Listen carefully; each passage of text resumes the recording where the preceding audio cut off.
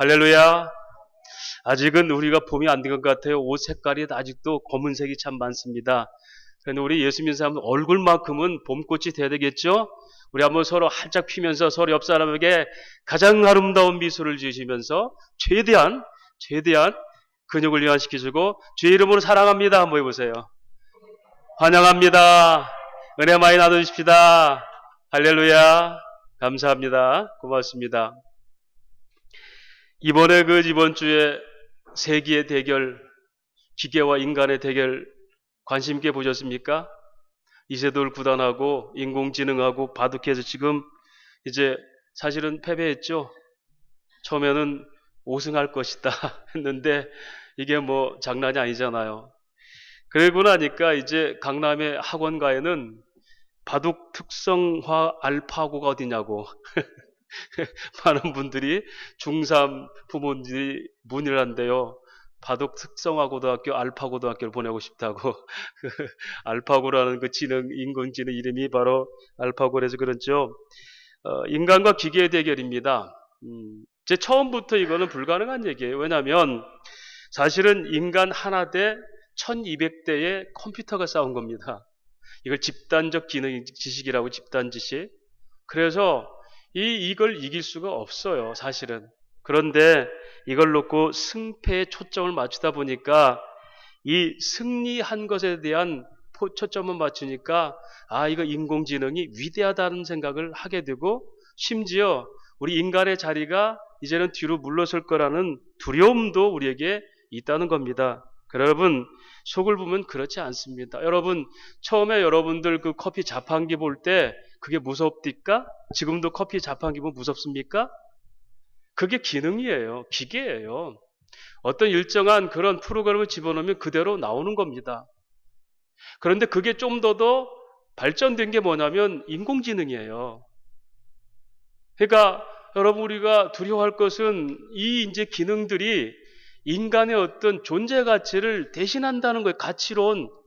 야, 바둑을 이겼으니까 인간보다 위대하다. 이렇게 생각해 버리는 거예요. 구글이라는 회사는 이것 때문에 어마어마한 이익을 챙겼죠. 놀라운 게 챙겼을 거예요. 수조 원 벌었을 거예요, 아마. 지금 막 주가가 상승하고. 이세돌은 이겨봤자 한 게임당 이기면 100만 불이고 지면 한 게임당 3천만 원이에요. 어떤 칼럼니스트가 그랬어요. 100억을 받아도 이 사람들은 손해 안 봤다. 너무 허접한 계약이었다. 왜? 인간이 거기에 들어있는데. 그래서 이세돌이 말했죠. 인간과 기능이 아니라 바로 이세돌과 알파고의 싸움이었습니다. 인간이 진 게 아닙니다. 이렇게 사람들은 뭔가를 대변하고 그것에서 보상받고 그래서 자기 투영화를 시켜서 가치를 설정하려는 시도를 많이 하고 있습니다. 그렇죠. 그런데 여러분 보십시오. 이런 여러분 기능이 있던 그 알파고가 이겼을 때 승리의 그의 표현이 뭐였을까요? 인공지능이 지금 승리했잖아요. 근데 이 인공지능에 졌던 이세돌은 침통한 표정을 짓죠. 이겼던 인공지능은 어떤 표정을 질까요? 무표정이죠? 저는 좀 이렇게 냉정하게 생각해 봤어요. 아주 기계가 씩 웃는 모습을 생각해 봤어요. 인간을 보면서 씩 웃는 거예요. 아주 차갑게. 근데 표정이 없어요. 만약에 인공지능이 졌다고 해도 눈물이나 서러움이 없어요. 이게 다른 거죠. 인풋, 아웃풋이에요. 어떤 연상 기능을 두면 그 기능대로 그냥 나타날 뿐이에요. 거기는 감정, 감성, 설득력이 없어요. 여러분, 자판기가 고장났을 때 이해시키려고 합니까? 야, 자판기야, 내가 돈을 넣었거든? 너는 내가 넣은 대로 누르면 그대로 밀크 커피를 줘야 돼. 근데 너 왜 안 주니? 하루 종일 설득하고 설명합니까? 어떡하죠? 발로 뻥 차버려요. 말 안 들으면 기계 바꿔버려요. 하나님과 우리 인간의 관계가 이런 관계겠습니까? 우리가 하나님과 관계는 인격적 관계라고 그래요.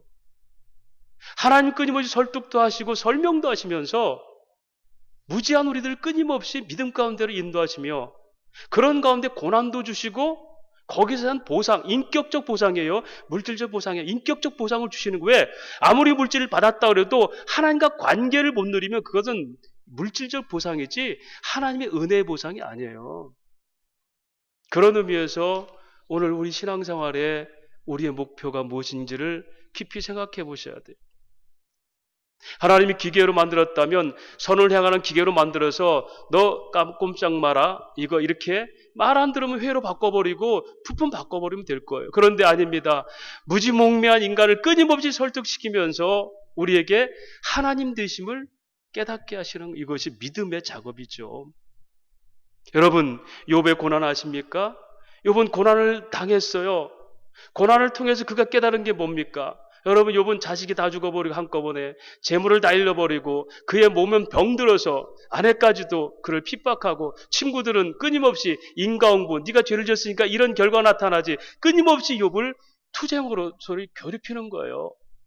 주변에 아무도 없죠? 그런데 그가 결국은 뭐라고 고백해요? 내가 전에는 귀로만 들었던 하나님을 이제는 눈으로 봅니다. 그 결과가 뭐였어요? 욥은 나중에 눈으로 본 하나님이 어떻게 나타났죠? 죽은 자식보다 더 배로 어떻게 해요? 자식들이 있고 또 더 재산도 많이 늘어났어요.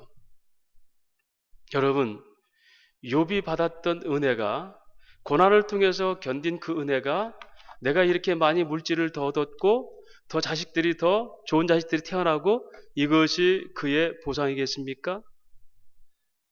여러분 자식을 가진 부모들은 아무리 새로 자식이 10명, 20명 태어나도 한꺼번에 죽었던 10명의 자식들을 잊을 수가 없는 거예요. 이걸 뭐라고 그러죠? 상처라고 그래요. 상처. 자식 죽은 자식은 뭐 죽은 거니까 새로 태어난 이 자식들이 전부야 라고 생각하는 부모는 없어요.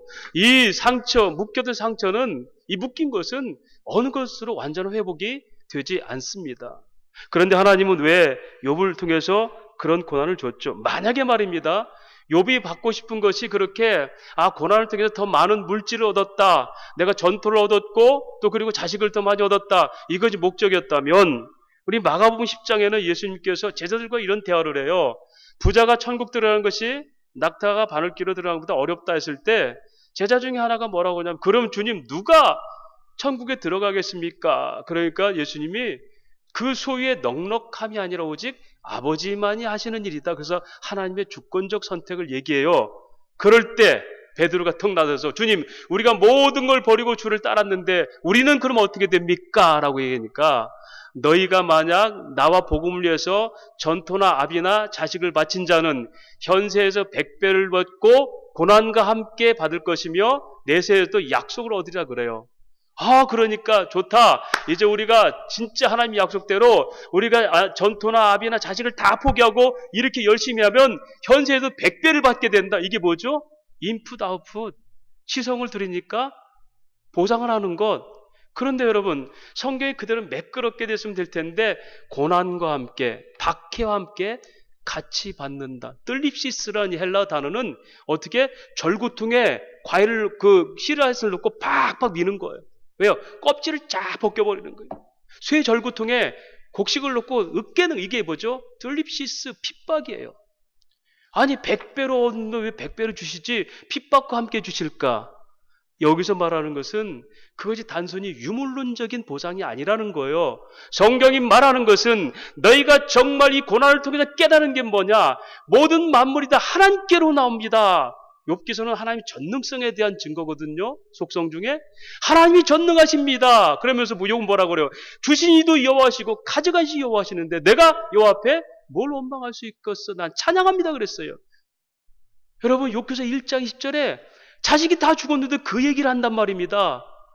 그리고 23장 10절에는 이제 친구들이 와가지고 네가 잘못 살았으니까 그런 하나님께 대우를 받지 않으니까 뭐라고 그래요? 아니야 우리가 의롭대로 의로울 자는 하나도 없어. 그러나 하나님이 얘기하시는 것은 너희 얘기처럼 죄가 있어서 그런 것도 아니고 그래서 뭐라고 그래요? 나의 가는 길을 오직 그가 하시나니 나를 연단하여서 오히려 정금같이 나가게 하려고 한다. 그러고 뒤에 욥은 깨달았습니까? 끊임없이 하나님에 대해서 자기 불평을 하기 시작한 거예요. 마지막에 하나님이 그에게 질문하죠. 악어를 누가 먹였는지 아냐? 바다의 파도가 누가 일어난지 아나? 네가 뭐 하나도 할 수 있어? 그때 뭐라고 그래요? 하나님 내가 1만 마디에 단 한마디도 할 수가 없겠네요. 그러고 나서 뭐라고 그래요? 이제 내가 귀로만 듣던 하나님을 눈으로 보게 됐습니다. 라고 얘기해요. 자, 욥이 성장한 게 뭐죠? 아, 하나님, 내 앞에 있는 것들이 다 주신이도 여호와시고 가져가 여호와시도 믿었는데 이것조차도 내가 인식할 수 없었는데 결국 이 고난을 통해서 하나님의 주권을 깨달았게 됐고 전능하신 능력을 알게 됐습니다. 그래서 그의 입술로 했던 고백들이 어떻게 나타나요? 믿음으로 발견되는 것. 그래서 눈으로 하나님을 봅니다. 이게 인간에게 고난이 필요한 이유예요, 여러분. 그래서 우리가 정말 하나님의 은혜가 뭔 줄 알고 주신이도 여호와시고, 여러분 이거 다 암송할 수 있어요. 저도 암송하잖아요. 나의 길을 가는 거 오직 그가 하시나니, 이렇게 해놓고도 내 앞에서 길이 틀어지면 하나님 왜 이러십니까? 따지는 게 우리예요. 그런데 이런 번복된 과정을 통해서 역시 하나님이 이렇게 인도하시는구나. 이게 뭐죠? 아, 내가 귀로 들었던 말씀을 이제는 눈으로 확인하게 됐습니다. 이것이 신앙의 성장이라는 거예요. 성숙. 그래서 마가복음에 얘기했던 너희가 전토나 아비를 복음과 나를 위해서 버린 자는 100배로 이 땅에서 얻고 미래의 약속이 있고 그러나 고난과 함께 받는다는 것은 너희가 이제 얻었던 모든 것들은 그리스도의 고난에 동참하게 한 것들이다. 즉 이게 뭐냐면 너희가 이렇게 100배를 얻는 것은 너희가 유물론적, 즉 내가 눈에 보이는 물질과 건강이 좋아져서 이것이 너희 누리라는 것이 아니라 그리스도가 고난을 당함으로 내 영적 생명이 살아난 것처럼 너희 아비들이 그렇게 너희를 통해 살아날 것이며 너희 자녀들이 100배로, 왜? 하나님 나라가 확장된다는 거예요. 그런 의미에서 박해를 받는다. 그러기엔 너희가 그리스도와 같은 고난을 같이 동참해야 된다. 이 얘기예요. 그래서 요한복음 12장에 예수님 말씀하시죠. 하나님의 미달이 썩어지자 하면 열매 맺지 못하고 인자가 높이 들려야 사람들이 내 길에 돌아오라. 나를 따르는 자는 내 서 있는 자리에 있어라. 이게 뭐죠? 너희가 무엇을 가졌든 이 말입니다. 욥이 전토를 100배나 더 얻고 다 했을지라, 이게 다 누구 거예요? 하나님 거예요. 그걸 통해 뭐예요? 고난을 통해서 뭐지? 생명을 잉태하는 하늘의 양식 쌓아라. 이것이 성경이 말하는 우리가 부유한 이유고 부유할 목적이고, 이것이 우리에게 하나님께서 인격적 보상, 물질을 주기 전에 하나님께서 내게 어떻게 은혜를 베푸실지를 고백하게 하는 인격적 보상이라, 이렇게 말씀을 드릴 수 있습니다. 그렇다면 오늘 우리가 그리스도의 고난에 참여하는 것이 성도의 삶이라면 이런 고난에 참여하기 위해서는 뭐가 깨달아져야 돼요? 복음의 능력이 뭔지를 알아야 되겠죠? 지난주에 말씀 나눴습니다. 복음의 능력에 대해서. 그래서 누가복음 4장 18절 19절 말씀 가지고 주의 성령이 임하였으니 가난한 자에게 복음을, 그렇죠? 복음을 유앙겔리조테이 앤 푸토코스. 여러분 돈이 없어서 가난한 게 아니라 심령이 가난한 자예요. 그에게 복음이 증거되고, 눈먼 자 다시 보며 아나폴레포, 원래의 시선, 하나님과 관계가 끊어지기 전에 하나님 볼 수 있는 눈으로 다시 하나님을 보게 되며, 그래서 우리는 소경이 아니에요. 눌린 자를 자유케 어떻게 해요? 해방시킨다는 거예요. 묶인 자를 풀어준다. 눌린 자를 자유케 한다는 것은 죄의 포로로부터 자유케 하는 겁니다. 여러분, 자유는 죄로부터 벗어나야 자유가 시작되는 겁니다. 죄 있는 인간은 아무리 자유를 꿈꿔도 진정한 자유가 없어요. 왜요? 아무리 내가 자유롭게 살아도 죽음 앞에서는 벌벌 떨거든요. 죽음을 영생으로 바꾼 게 죄에서 구원받는 능력이에요.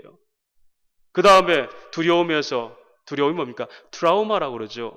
트라우오스라는 헬라 단어가 트라우마라니까 전개되거든요. 그 두려움에서 벗어났도다. 에스피아. 해방되었도다. 이게 복음이에요. 오늘날 그 복음이 너희 귀에 임하였고 내가 바로 그 복음으로 온 바로 메시아다. 이게 복음의 능력이에요. 이런 자유함과 치유가 있는 사람이 예수의 고난에 동참할 수 있습니다. 그렇죠. 그래서 하나님은 오늘도 우리에게 그런 복음의 삶을 살려고 그러는데, 그러기 위해서 하나님은 지난주 어떻게 했어요? 예수님께서 직접 빌립보고는 나를 따르라 그랬고, 나머지 안드레, 또 누굽니까? 베드로, 다 누구예요? 제자들을 통해서 전도하잖아요. 전도. 이걸 오이코스, 가족, 가까운 사람을 전도하는 거예요. 그래서 그들이 어떤 방식으로 전도받고 예수께 왔어요. 그렇다면 그렇게 전도받고 예수께 온 사람들의 결과는 뭘까? 다시 말하면 복음을 소리로 전했던 세례 요한의 설교를 듣고 두 제자가 변했고, 그 제자 중에 하나가 또 빌립을 전도했고, 그가 또 다른 사람 전도했고, 이런 변화들을 통해서 그들이 예수를 영접한 뒤의 태도가 뭔가? 다시 말하면 오늘 저와 여러분이 예수 믿는 사람들이 어떻게 살아야 될까를 얘기해요. 그 결과가 뭐죠? 따르다야, 따르다. 오늘 우리 1장 38절 보니까 예수께서 돌이켜 그 따르는 것을 보시고, 또 37절 두 제자가 그의 말을 듣고 예수를 따르거늘. 사랑하는 여러분, 오늘 저와 여러분 예수를 따르는 사람입니까? 아니, 내게는 뭔가를 얻어야 되겠고 나는 누리고 싶은데 예수를 따르기는 싫은 사람 아닙니까? 그런데 예수님께서 나를 따르라 했을 때 따르라는 의미가 뭘까요? 이건 명령법이에요. 따르라는 말이 뭘까요? 그들이 예수를 따르더라. 주님이 부르시는 겁니다. 콜링이 있었다는 거예요. 따르다가 뭘까? 오늘날 그 당시에도 수많은 사람들이 예수를 따랐어요. 오클로스 대중들. 그들은 떡을 먹기 위해서, 몸을 병에 낫기 위해서 가는 곳곳마다 인산일을 이뤘죠. 그런데 그들 중에 누가 있죠? 혜택을 얻고 돌아간 그들 중에 오직 예수의 성품에 참여하고 싶은 자, 그 신성과 인성에, 즉 구세주로서의 갈망함 있는 그들이 예수의 제자가 되는 거예요. 오늘도 수많은 사람들이 교회를 드나들지라도 군중들의 무리로서는 결코 하나님을 따를 수가 없습니다. 그렇다면 따른다는 게 뭘까? 그들의 질문과 예수님의 답변에서 따른다는 게 해결돼요. 자, 그렇게 하니까 38절에 예수께서 돌이켜 그 따르는 것을 보시고 물어 이르되 무엇을 구하느냐 그랬죠. 여러분이 예수를 따를 때 무엇 때문에 예수를 따르십니까? 그렇게 시작되죠. 예수를 모를 때는 우리 자식 좀 좋은 대학 갔으면 좋겠어. 좀 이 시험에 합격했으면 좋겠어. 내가 하는 일이 잘 안 되고 집안에 우환질고가 있으니까 한번 좀 예수 믿어보면 나을까? 그래서 우리가 예수 믿고 복 받으세요 말하잖아요. 그 일반적인 접근이에요. 그럴 수 있어요. 왜? 우리에게는 아픔이 없으면 결코 누군가를 찾지 않거든요. 인간의 교만은. 그래서 우리에게 뭐가 있어요? 막닥뜨려진 절대 우두감에 빠지게 하는 거예요. 인간은 해결할 수 없는 이 문제, 두려움을 주시게 하셔서 그걸 찾기 위해서 구원의 요청으로 예수 믿을까라고 오는 거예요. 결정은 내가 하는 것 같죠? 예수님 묻는 거예요. 너희가 많은 사람들이 돌아가고 다 그랬는데 소리로 말했던 요한의 그 설교를 통해서 두 제자, 너희가 지금 믿고 나를 따르는데 무엇을 구하느냐 나에게. 그럴 때 그들이 뭐라고 대답합니까? 우리 38절 예수를 돌이켜 그 따름을 보시고 물어 이르되 무엇을 구하느냐 이르되 납비여 어디 계시오니까 하니. 여러분 보세요. 이게 지금 문맥상 맞는 일이에요? 너는 무엇을 구하냐 그러는데 어디 계십니까? 지금 앞에서 묻는 거예요. 예수님 안 보여요가 아니에요. 무엇을 필요하냐 그러니까 어디 계십니까? 이곳에서 예수를 따른다라는 말이 뭔 줄을 알아야 돼요. 그들이 구했던 것은 무엇이 아닙니다. 내게 필요한 무엇이 아니었고 바로 예수란 당신, 내가 이렇게 따르게 된 당신이 어떤 분이시고 나는 당신과 어떻게 함께 할 수 있습니까? 왜요? 결론이 그거잖아요. 39절에 예수께서 이르시되 와서 보라. 그러므로 그들이 계신 데를 보고 그날 함께 거하니.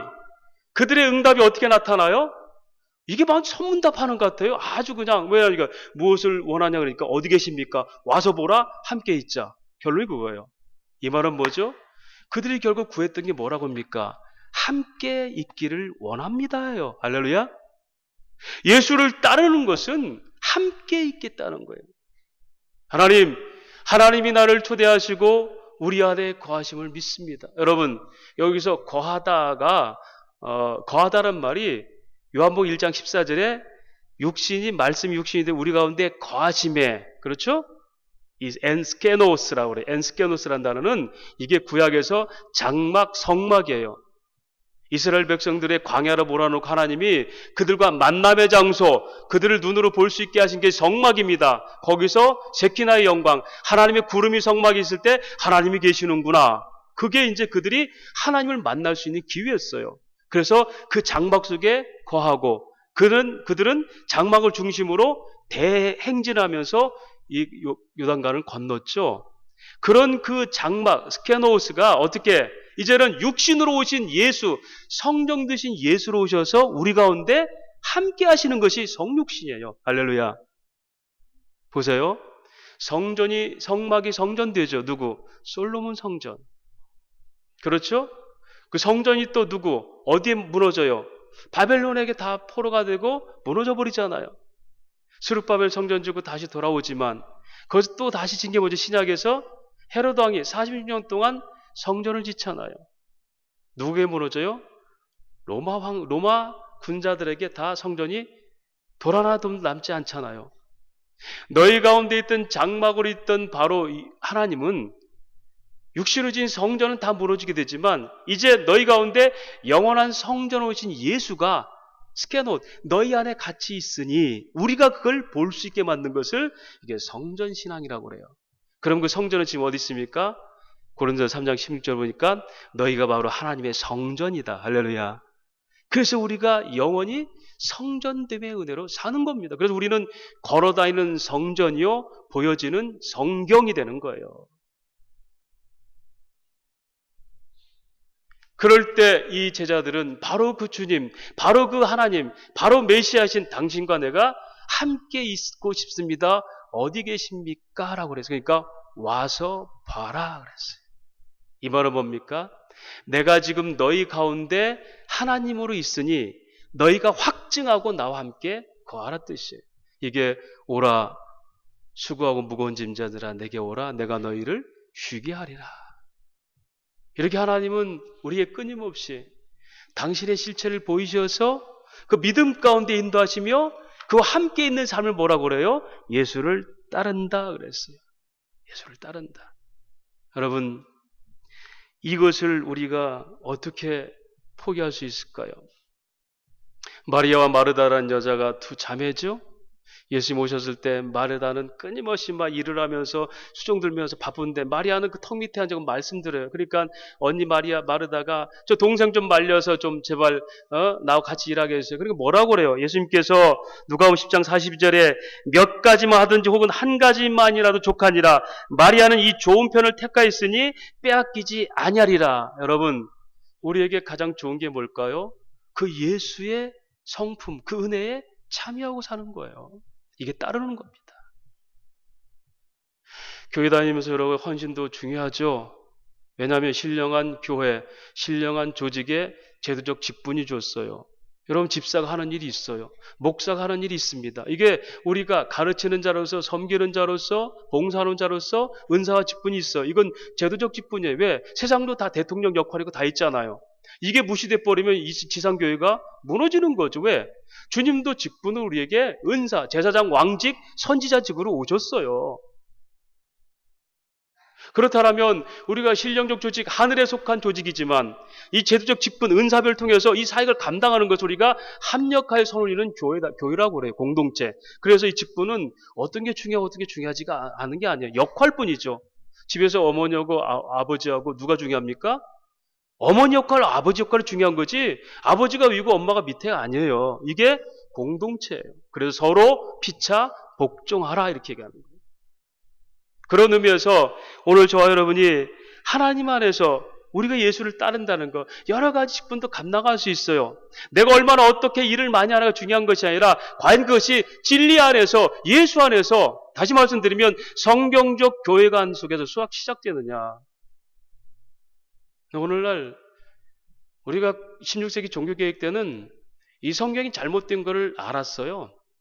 왜냐하면 눈에 보이는 그 교황이 하나님의 대리자로 했고 또 그가 속죄권을 가져서 그의 이름으로 속죄를 받을 수 있는 이게 있고 그의 권위 즉 세례를 주면 그게 구원받은 증거가 돼서 그거를 안 받으면 안 되는 걸로 또한 하나님의 은혜를 주시지만 인간이 할도를 해야지 신인 협력설, 하나님과 인간이 같이 구원을 이룬다라고 그렇게 엉터리 같은 성경을 왜곡하니까 그게 잘못됐다는 것을 밝힌 게 16세기 종교개혁이에요.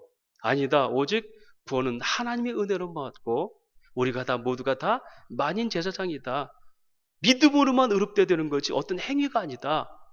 그걸 발견한 게 16세기 개혁주의예요. 근데 지금은요. 다 잘하고 있다고 그래요. 성경이 어디서 출발한지도 모르고 내가 어떤 관점을 가지면 그게 어떻게 왔든지 그걸 전부로 생각해요. 여러분, 교육주의는 날마다 개혁돼야 돼요. 저는 분명히 얘기합니다. 저는 자신 있게 설교하지만 여러분 중에 누군가 이게 성경이 아닌 것 같습니다 해서 그게 밝혀지면 저는 반드시 그걸 인정합니다. 왜? 저는 하나님이 아니거든요. 인간으로 설득할 수가 없어요. 인문학은, 철학은 인간의 논리와 사고로, 지식으로, 그렇죠? 설명할 수 있어요. 하려고 들죠. 신학은 아닙니다. 믿음으로 설명돼야 돼요. 이 인문학과 신학 차이를 너무 헷갈려가지고 내가 하나 어떤 관점, 주관을 가지고 보는 그대로 안 되면 다 틀린 거예요. 그런데 우리가 뭐가 없어요? 자유가 없는 거죠. 묶여버리는 거죠. 이걸 소울타이라고 그래요. 자기 지식에 묶이고 생각에 묶여버리는 거. 오늘날은 다행히도 신학이 다 공개됐죠? 그런데 아쉽게도 검증되어진 신학들이 돌아다닌다는 거예요. 그런 의미에서 여러분들이 정말 교회를 섬기면서 내가 예수와 함께 있어서 같이 가는 건가? 이걸 생각하세요. 내 생각이 아니라 성경이 말하는. 그래서 성경적 교회관 속에서 은사를 감당하는 것을 이게 직분론입니다. 그런데 그걸 아무리 열심히 하고 아무리 많은 일을 했고 정말 우리 고백대로 수십 년 동안 예수 믿었어도 뭐요? 그게 내 중심이었다면 헛것이죠. 그걸 분별할 수 있는 기준이 성경입니다. 오늘날도 많은 사람이 나는 예수를 따른다. 그러나 여러분, 하나님과 관계없이 따르는 사람들 많이 있습니다. 유물론적 사고, 내게 이것이 보장되면 하나님 복이고 그것이 아니면 아니고, 예수는 나중에 하나님 나라는 죽어서 가서 확인하는 거고, 이 땅에서는 내가 눈에 보이는 게 전부고, 여러분, 이것이 박해를 받으면서 사람을 양산하는 하나님 나라의 원리가 아니에요. 그래서 그리스도의 고난에 동참하는 것이 성도의 삶이라면, 이런 고난에 동참하는 것이 예수를 따르는 삶이라면 반드시 예수가 내 생명이 돼야 되고, 생명된 예수 안에 함께 거하는 것을, 이것을 유니온 크라이스트, 연합이라고. 연합. 내 안에 예수가 없고 내가 확신이 없는데 어떻게 연합이 돼요? 그래서 믿음으로만 의롭다함을 받고, 믿음은 하나님의 선물이니 자랑치 못하게 한다고 그러고, 이것이 오늘 무엇을 구하느냐에 어디 계십니까? 와서 보라. 네가 함께 거하자. 그리고 요한 사도는 친절하게 10시쯤 되었더라. 10시가 오후 4시예요. 그런데 그 이상은 없어요. 근데 마가복음 3장에 보니까 예수님이 제자들 부르면서 하나 있어요. 그들을 산에서 부르사 함께 하시고 천국 복음을 가르치면서 보내는 거예요. 여러분, 예수님이 함께하는 것은 제자를 부르고 한동안 같이 있다가 너 손님을 왔다 가라가 아니에요. 영원히 동행하시는 겁니다. 그래서 그들이 영원히 함께하는 것을 요한은 친절하게 10시쯤 되었더라. 오후 4시지만 뒤에 시간이 없어. 이건 뭡니까? 예수님께는 시간이 존재하지 않습니다. 그렇죠? 낮과 밤이 존재하지가 않아요. 그리스도 안에 있는 사람은 영원히 함께 동행하는 것을, 예수를 따른다. 그래서 예수님이 승천하고 난 뒤에 우리에게 그 영원히 동행하는 그 증거를 주기 위해서 너희 속에 또 다른 보혜사, 파라클레토스, 곁에서 돕는 성령을 약속하시고, 지금 그 성령이 우리 안에 오셔서 예수의 영으로 활동하면서 진리를 알게 하시고 진리적 삶을 살게 하시는 것, 이것이 예수를 따르는 삶입니다. 할렐루야. 그것이 우리를 끊임없이 회복하는 능력이 되고, 그래서 여러분, 성령이 지금도 우리와 동행하시기 때문에 우리가 똑같은 말씀을 들어도 그 말씀이 믿어지고 깨달아지고, 아니면 그 말씀이 거부가 되는 이유가 뭔지 알아요? 성령의 역사예요. 그런데 이렇게 보냄을, 이렇게 우리가 따를 때 하나님은 어떤 회복이 필요한지를 아세요. 42절 말씀 보겠습니다. 42절. 데리고 예수께로 오니 예수께서 보시고 이르시되 네가 요한의 아들 시몬이니 장차 게바라 하리라 하시니, 게바는 번역하면 베드로라. 여러분, 하나님은 우리를 이미 아셔요. 나다나엘도 마찬가지. 네가 무화과 밑에 있을 때 나는 이미 봤다 그랬죠? 하나님은 우리를 이미 아시고 부르십니다. 그러면 누가 예수를 따르는 자죠? 하나님이 정하신 사람들. 그것을 선택이라고 해요. 선택. 천하 없어도 아무리 오랜 동안 성경 보고 법정 스님처럼 성경을 정독으로 육독을 해도 예수 안 믿었잖아요.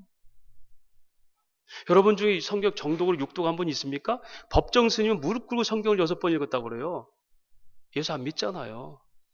하나님이 보내신 자, 에게네토, 요한은 하나님 보내신 자가 있어요. 세례 요한이라 1장 6절에 하나님께로부터 온 사람만이 소리를 들을 수 있고 말씀을 들을 수 있고 예수를 따를 수가 있어요. 이게 뭐죠? 언약 백성이라는 거예요. 이게.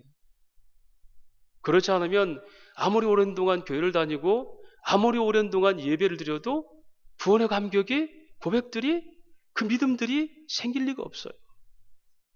무리처럼 왔다 무리처럼 갈 뿐이죠. 그래서 현존에 있는 가시적 교회, 교회 나온 숫자가 다 천국 갈 수 있다는 거 보장 못한다라 그 얘기예요.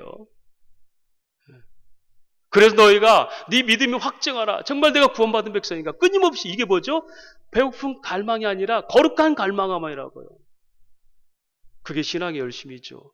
그래서 말씀을 상고하고 하나님 정말 나는 어떤 존재입니까? 끊임없이 내 위치를 설정하고 때로는 하나님 고독을 통해서 그걸 깨닫게 하시는 겁니다. 그런데 예수님께서 뭐라고 얘기해요? 42절에 요한의 아들 시몬이니 장차 개발하리라 이렇게 얘기하죠.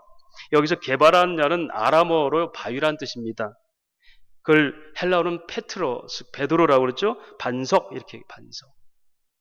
시몬은 듣는다는 서술형 단어로 듣는다. 그리고 요한은 하나님의 선물이란 뜻이에요. 제가 세례요한을 할 때 하나님 선물 얘기했죠. 이 말을 어떻게 볼까요?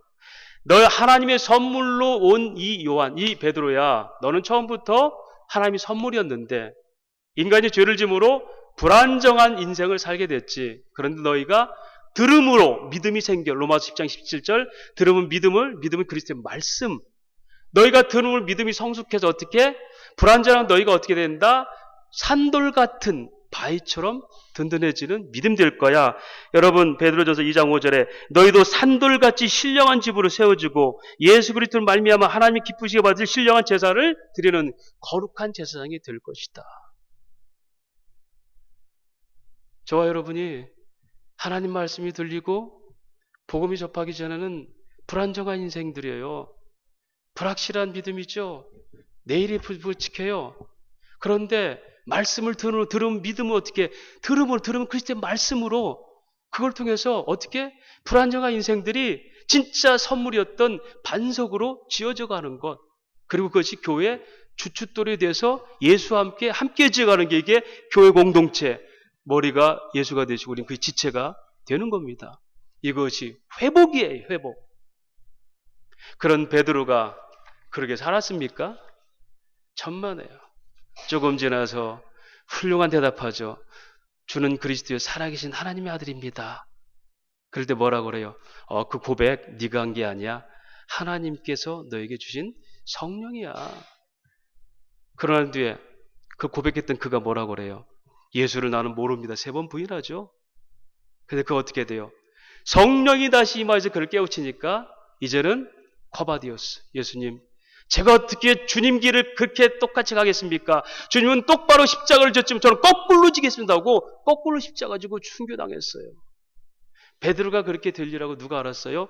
너는 불안정한 사람에서 네가 복음을 듣게 되고 그것이 본래 반석처럼 될 것이고 네가 바로 하나님의 선물로 이 땅에 살 것이다. 누가 하셔요? 하나님께서. 이게 우리에 대한 치유입니다. 사랑하는 저와 여러분, 이미 하나님은 우리에게 된 계획과 뜻을 가오게 이것을 로고스라고 해요. 창세전에 우리에겐 계획. 이것이 이 땅에 펼쳐지는 것을 섭리 역사라고 해요. 그래서 우리가 이 시대에 이곳에서 이 가정과 이 아내와 남편과 이 형제들 이루어서 교회를 형성한 겁니다. 이 각자는 하나님께서 이미 우리에게 약속하셨어요. 그래서 약속을 확인해 주는 거예요. 아, 너는 이제 베드로야. 이것이 복음의 능력입니다. 이것이 내게 있을 때 그 고난에 동참할 수 있고 예수를 따르는 삶을 살 수 있습니다. 이것을 갈라디아서 2장 20절에 뭐라고 합니까? 내가 이제 사는 건 내가 사는 것이 아니라 오직 내 안에 예수께서 사시는 거라. 이것이 예수의 사람들의 고백이고 삶입니다. 말씀을 정리합니다. 나를 따르라는 그 얘기는 이제 네가 나와 함께 살자는 거예요. 나를 떠나서 너희가 아무것도 할 수 없다. 이 말씀이 너희가 내 안에 있을 때 뭘 하든지 하늘나라 열매를 맺을 수 있어. 네 생각과 네 계획과 네 논리와 네 주관이 아니라 내 안에 있을 때 그래서 이제 네가 나를 따르는 것은 내가 느끼는 동일한 기쁨을 네가 누릴 수 있겠느냐예요. 그렇죠. 그렇기 위해서 하나님은 우리에게 이 땅에 오셔서 이미 우리를 위해서 허락하신 것들이 십자가의 죽으심과 살림의 부활이죠. 이 주님과 결국 연합되는 것을 예수를 따른다라고 얘기해요. 그렇다면 우리는 지금 예수를 따르는 사람입니까? 아니면 그에게 무언가를 얻어내기 위한 빈약한 소유자입니까? 진리를 참여하고 함께 예수와 누리는 삶이 바로 연합입니다. 그래서 예수님 나를 따르는 것은 더 이상 방황하지 말고 네가 안전히 거할 네 집으로 와라 이 뜻이. 그리스도 안에서만이 온전한 안식이 있고 그 안식을 경험한 사람만이 그 고난을 감내하면서 사람들을 주께로 부르는 이 증언자의 사역을 감당할 수 있게 된다는 것입니다. 그런 믿음의 성도가 되셔서 주님이 부르심을 인정하고 그 복음이 들려져서 확신 가운데 거하여서 내가 사는 게 아니라 주님이 내 안에 사시는 그런 예수를 따르는 성도의 삶이 되시고 그런 제자들을 통해서 오늘 신약교회가 세워지고 사도들과 선지의 터 위에서 오늘 교회가 있는 것처럼 그런 믿음의 확장이 우리 가운데서 일어나는 성도와 교회가 되시기를 주의 이름으로 축원합니다. 하나님 아버지 은혜를 감사합니다. 너희가 나를 따르려느냐? 자기를 부인하지 않으면 나를 따를 수가 없느니라. 그리고 너에게 주신 십자가 나와 함께 동참하여 고난을 동참하는 것 그걸 할 수 있느냐? 그러기 위해서는 복음의 능력이 뭔지를 너희가 아느냐? 눌리고 묶인 것을 자유케 하고 보지 못한 것을 보게 하는 능력 그리고 은혜의 해가 언제든지 입히는 그 인치신 역사를 아느냐? 그리고 너희는 말씀 안에서 지금도 나를 보고 나를 확인하느냐? 주님, 그 은혜가 있는 자만이 주님을 따르고 내게 무엇을 하나님께 요구하는 것이 아니라 하나님과 함께 있는 연합의 삶을 살 줄 믿습니다. 그런 믿음의 성도가 되게 하시고 그런 교회가 되게 하시고 그렇게 진리를 담아내는 온전한 성도의 모임인 거룩한 진리의 기둥터 교회가 되게 하여 주옵소서. 우리 주 예수님 이름으로 기도하옵나이다. 아멘.